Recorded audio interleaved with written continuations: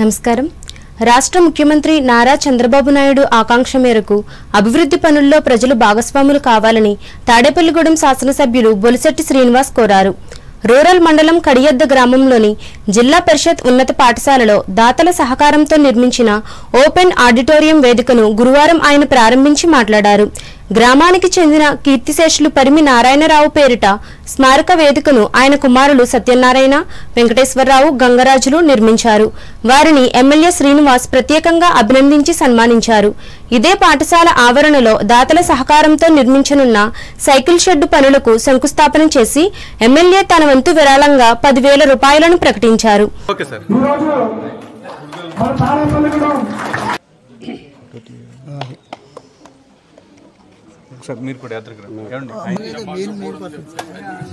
కూటమి నాయకుల ద్వారాగా మరి సీఎం రిలీఫ్ ఫండ్ చేతి కావాలన్నా ఇవాళ గవర్నమెంట్ ఫ్రీగా లేదు. గడిచిన 5 సంవత్సరాల్లో జరిగిన దోపిడీని గౌరవ ముఖ్యమంత్రి చంద్రబాబు నాయుడు గారు కాబట్టి నరేంద్ర మోడీ గారి సహకారంతో పవన్ కళ్యాణ్ గారికి ఈ శాఖ రావడం ఇంకా మనందరి అదృష్టం. అందరికీ డబ్బులు వచ్చే విధంగా మరి పల్లెటూర్లన్నీ కూడా గ్రామ స్వరాజ్యం వచ్చే విధంగా మరి ఈరోజు ఈ కూటమి ప్రభుత్వం పరిపాలన జరుగుతుంది.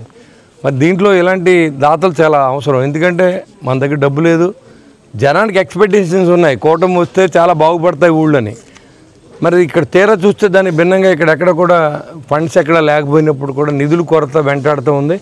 మరి ఖచ్చితంగా అయినప్పుడు కూడా చంద్రబాబు గారు P4లో అయినా సరే ప్రజల్ని భాగస్వామ్యం చేసి మనం అంతా అభివృద్ధి చేయాలనే ఆలోచనతో మరి ఆయన ఇచ్చిన పిలుపు మేరకు కడియద్ద గ్రామంలో మొట్టమొదటి అభివృద్ధి కార్యక్రమాన్ని ఏర్పాటు చేసిన కడియద్ద గ్రామ కూటమి నాయకులందరికీ పేరు పేరున ధన్యవాదాలు తెలియజేసుకుంటూ అందరూ కూడా ఇదే మోటివ్తో పనిచేయాలి. నిజంగా కూడా శ్రీమంతుడు డబ్బు ఉన్నవాడు కాదు. ఆ గ్రామంలో చేసి పనిచేసి 10 మందికి పెట్టాలి, 10 మంది బాగుండాలి, ఆ గ్రామం బాగుండాలని కూడా శ్రీమంతుడు. ఎవరైనా అయి ఉండొచ్చు. అభివృద్ధి చేసిన వాడు అందరూ మంచివాళ్ళే. కాబట్టి మనందరం కూడా ఈ మంచి చేద్దాం.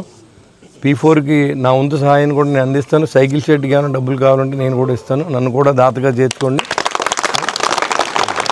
Thank you very much. ఈ కార్యక్రమంలో జడ్పీటీసీ ముత్యాల ఆంజనేయులు, గ్రామానికి చెందిన కూటమి నాయకులు పాల్గొన్నారు.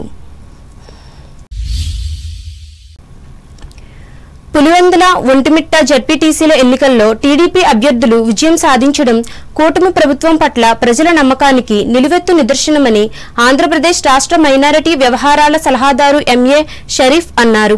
పశ్చిమ గోదావరి జిల్లా తాడేపల్లిగూడెంలోని టీడీపీ మైనారిటీ నాయకులు షేక్ బాజీ నివాసంలో గురువారం ఆయన మీడియాతో మాట్లాడారు. 2029 ఎన్నికల్లోనూ కూటమి డంకా బజాయించి గెలవడం ఖాయమని ఆయన ధీమా వ్యక్తం చేశారు. షరీఫ్ పట్టణానికి వచ్చిన సందర్భంగా ఆంధ్రప్రదేశ్ రాష్ట్ర భవన మరియు ఇతర నిర్మాణ కార్మికుల వెల్ఫేర్ బోర్డు చైర్మన్, టీడీపీ నియోజకవర్గ ఇన్ఛార్జ్ వలవల బార్జీ తదితర నాయకులు ఆయనను కలుసుకున్నారు. ఏపీ టైలర్స్ ఫెడరేషన్ చైర్మన్ ఆకాశం స్వామి, పార్టీ రాష్ట్ర ఆర్గనైజింగ్ కార్యదర్శి గొర్రెల శ్రీధర్, రూరల్ మండలం party president Parimi Ravikumar, AMC vice chairman Muthyala Satyanarayana, నియోజకవర్గ యూత్ కన్వీనర్ గంధం సతీష్, సబ్ని వీసు కృష్ణమోహన్, కొల్లి రమాదేవులు ఆయనను కలిసిన వారిలో ఉన్నారు. పార్టీ, జనసేన, బీజేపీ కూటమి అధికారంలో వచ్చే సంవత్సర కాలం తర్వాత జరిగిన జడ్పీటీసీ ఎన్నికలు, ఒంటిమిట్ట కానీ పులివెందుల కానీ, ఈ ఎన్నికల్లో కూటమికి మెజారిటీ ఓట్లు వేయటం, అందులో తెలుగుదేశం పార్టీ అభ్యర్థులుగా నిల్చున్న మరి జడ్పీటీసీ అభ్యర్థులకి అఖండ మెజారిటీతో గెలిపించడం,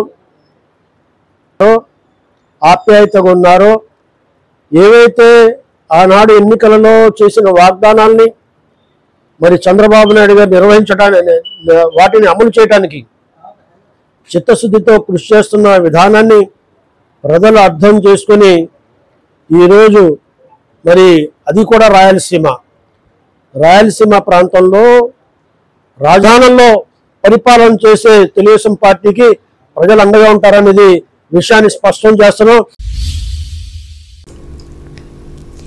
కడప జిల్లా పులివెందుల నియోజకవర్గ పరిధిలో జరిగిన జెడ్పీటీసీ ఉప ఎన్నికల్లో తెలుగుదేశం పార్టీ అభ్యర్థులు ఘన విజయం సాధించిన సందర్భంగా తాడేపల్లిగూడెం నియోజకవర్గ పరిధిలోని మౌన్జీపాడు గ్రామ తెలుగుదేశం కార్యకర్తలు స్వీట్లను పంచిపెట్టి సంబరాలను జరుపుకున్నారు.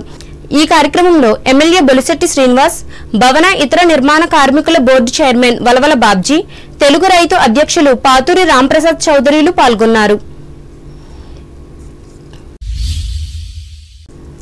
తూర్పుగోదావరి జిల్లా వార్తలు. కూటమి ప్రభుత్వం ప్రతి ఒక్కరూ సంపూర్ణ ఆరోగ్యంతో జీవించాలనే లక్ష్యంతో వైద్య రంగాన్ని బలోపేతం చేస్తుందని రాష్ట్ర పర్యాటక, సాంస్కృతిక, సినిమాటోగ్రఫీ శాఖ మంత్రి కందుల దుర్గేష్ తెలిపారు. తూర్పుగోదావరి జిల్లా నిర్దవోలు పట్టణంలో 1,36,00,000 రూపాయల వ్యయంతో నిర్మించిన పట్టణ ప్రాథమిక ఆరోగ్య కేంద్రాన్ని గురువారం ఆయన ప్రారంభించి మాట్లాడారు. పేద ప్రజలు ఎక్కువగా నివసిస్తున్న ఈ ప్రాంతంలో అర్బన్ హెల్త్ సెంటర్ ద్వారా మెరుగైన వైద్య సేవలు అందిస్తామని అన్నారు. అలాగే ఇక్కడి 30 పడకల ఆసుపత్రిని 100 పడకల ఆసుపత్రిగా అన్ని వసతులతో త్వరలో ఏర్పాటు చేసేందుకు కృషి చేస్తున్నామని పేర్కొన్నారు.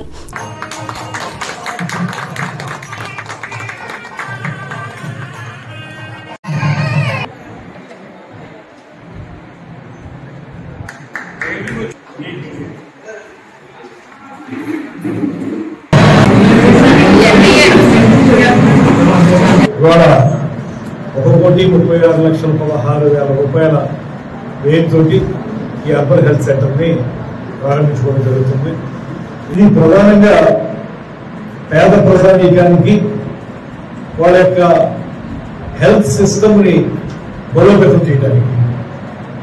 సాధారణంగా మనకు జరిగేది ఏంటంటే ఎవరైనా సరే ఏదైనా రుగ్మత ఉన్నప్పటికీ కూడా దాన్ని సరైనటువంటి వైద్యుల దగ్గరికి వెళ్ళి దాన్ని పరీక్షలు చేయించుకుని వాటి నుంచి సరైనటువంటి వైద్యం చేయించుకోకపోతే అది బాగా పెరిగిపోయి క్రానిక్ డిసీజ్ అయిపోయిన పరిస్థితి. మనకి ఇలాంటి సెంటర్స్ ప్రతి ఏరియాలో ఏర్పాటు చేసుకోవడం ద్వారా క్వాలిఫైడ్ డాక్టర్, అదేవిధంగా ఒక ల్యాబ్ టెక్నీషియన్ ఏవైతే రక్త పరీక్షలు కానీ ప్యాథలాజికల్ ల్యాబొరేటరీ ప్రకారం చేసేటువంటి ఆ పరీక్షల ద్వారా ఉన్నటువంటి ఇబ్బంది ఏమిటి అనేటువంటి స్పష్టంగా తెలిసే అవకాశం ఉంది. ఎప్పుడైతే పరీక్షలు చేసి ఉన్నటువంటి ఇబ్బంది ఏంటో తెలుసుకుంటే దానికి సరైనటువంటి వైద్యం అందించడానికి డాక్టర్ కూడా సులువుతుంది. అప్పుడు ప్రత్యేకంగా ఎవరైతే పేద వర్గాల ఉన్నారో వారందరికీ సరైనటువంటి వైద్య సదుపాయం లభించడానికి అవకాశం ఉంది. ఈ కార్యక్రమంలో municipal chairman Bhupathi Adinarayana, municipal కౌన్సిలర్లు, కూటమి పార్టీల నాయకులు, అధికారులు పాల్గొన్నారు. ర్యాగింగ్ విద్యార్థుల్లోని ఆత్మస్థైర్యాన్ని దెబ్బతీస్తుందని, ఎవరూ ర్యాగింగ్ కు పాల్పడవద్దని జిల్లా కలెక్టర్ పి ప్రశాంతి హితవు పలికారు. రాజమహేంద్రవరం ఆదికవి నన్నయ్య యూనివర్సిటీ ఎన్టీఆర్ కన్వెన్షన్ సెంటర్లో జరుగుతున్న యాంటీ ర్యాగింగ్ వారోత్సవాల్లో భాగంగా 3వ రోజు గురువారం జరిగిన కార్యక్రమంలో కలెక్టర్ ముఖ్య అతిథిగా పాల్గొని మాట్లాడారు. విద్యా సంస్థల్లో ర్యాగింగ్ కి భయపడే విద్యకు దూరమైన విద్యార్థులు అనేక మంది ఉన్నారని అన్నారు. సీనియర్ విద్యార్థులు జూనియర్ విద్యార్థుల పట్ల స్నేహపూర్వకంగా మెలగాలని తెలిపారు. తాను విద్యాభ్యాస సమయంలో ర్యాగింగ్ కు భయపడి సెలవు పెట్టిన సందర్భాలు ఉన్నాయని, అటువంటి పరిస్థితులు ఏ విద్యార్థికి రాకూడదని స్పష్టం చేశారు. ర్యాగింగ్ కు పాల్పడి విద్యా సంవత్సరాన్ని కోల్పోవద్దని చెప్పారు. విద్యార్థులు ప్రశాంత వాతావరణంలో విద్యను అభ్యసించి ఉన్నత శిఖరాలకు చేరుకోవాలని ఆకాంక్షించారు. Otherwise, if you are able to into the shoes of either person, they go into the phase of some kind of stress that we are not able to identify. For a senior, it's an act of friendship or it's an act of building up a relations with the juniors who are just stepping to a new campus. They are facing ragging. At the same time, we also well aware of the fact that how the parents select the engineering college or medical college or any higher education institution, knowing that whether there is a practice of ragging or not. In spite of knowing all these things, once you become senior, you try to follow the old practice. So that is again you start ragging. So now it is an act. So whoever indulge or whoever wants to practice or part of this practice. ఈ కార్యక్రమంలో university vice chancellor ఆచార్య yes Prasannasri, register ఆచార్య KV స్వామి, students affair Deen ఆచార్య ఎన్ ఉదయ్ భాస్కర్లు పాల్గొన్నారు.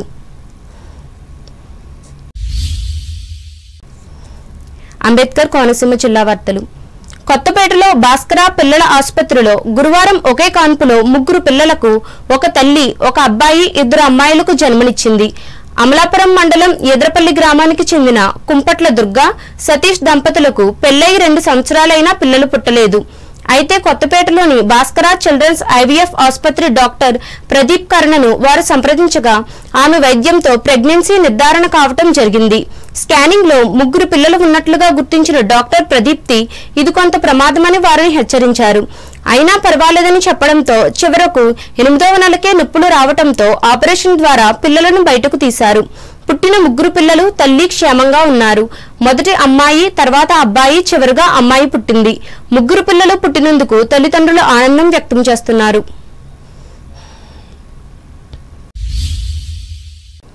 ఏలూరు జిల్లా వార్తలు. ఏలూరు జిల్లా ద్వారకా తిరుమల విశాల సహకార పరిమితి సంఘం అధ్యక్షునిగా పోలున శ్రీనివాసరావు, మరో 2 డైరెక్టర్లు గురువారం సొసైటీ కార్యాలయంలో పదవీ ప్రమాణ స్వీకారం చేశారు. ఈ ప్రాంతానికి చెందిన తూర్పుగోదావరి జిల్లా గోపాలపురం శాసనసభ్యులు మద్దిపాటి వెంకట్రాజు సొసైటీ అధ్యక్షులకు, 2 డైరెక్టర్లకు అభినందనలు తెలిపారు. ఈ సందర్భంగా శ్రీనివాసరావు మాట్లాడుతూ సొసైటీని అభివృద్ధి పదంలో ముందుకు తీసుకువెళ్లి రైతులకు మెరుగైన సేవలు అందించడమే లక్ష్యంగా పనిచేస్తారని పేర్కొన్నారు. అలాగే నాకు ఈ పదవి ఇచ్చిన ముఖ్యమంత్రి చంద్రబాబు నాయుడు, స్థానిక శాసనసభ్యులకు రుణపడి ఉంటానని అన్నారు.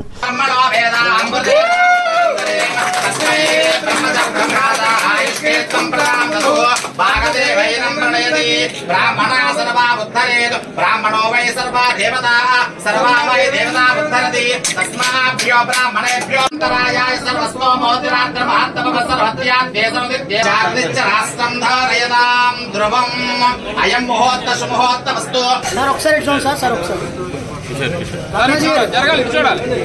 ఈ కార్యక్రమంలో తెలుగుదేశం పార్టీ మండల అధ్యక్షులు లంకా సత్యనారాయణలు పాల్గొన్నారు. వార్తలు ముగించే ముందు ముఖ్యాంశాలు మరోసారి.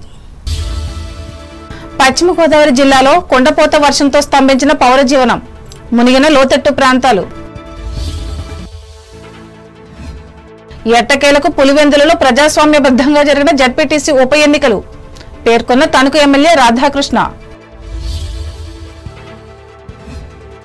నీట మునిగిన రోడ్లను తక్కువ సమయంలోనే శుభ్రం చేసిన ఘనత తణుకు పురపాలక సంఘానిదే, ప్రకటించిన మున్సిపల్ కమిషనర్ రామ్ కుమార్. స్వాతంత్ర్య దినోత్సవ వేడుకలకు స్వాగతం పలికిన తేతలి జిల్లా పరిషత్ ఉన్నత పాఠశాల విద్యార్థులు. 79 ఆకారంతో ప్రత్యేకంగా ప్రదర్శించిన బాల బాలికలు.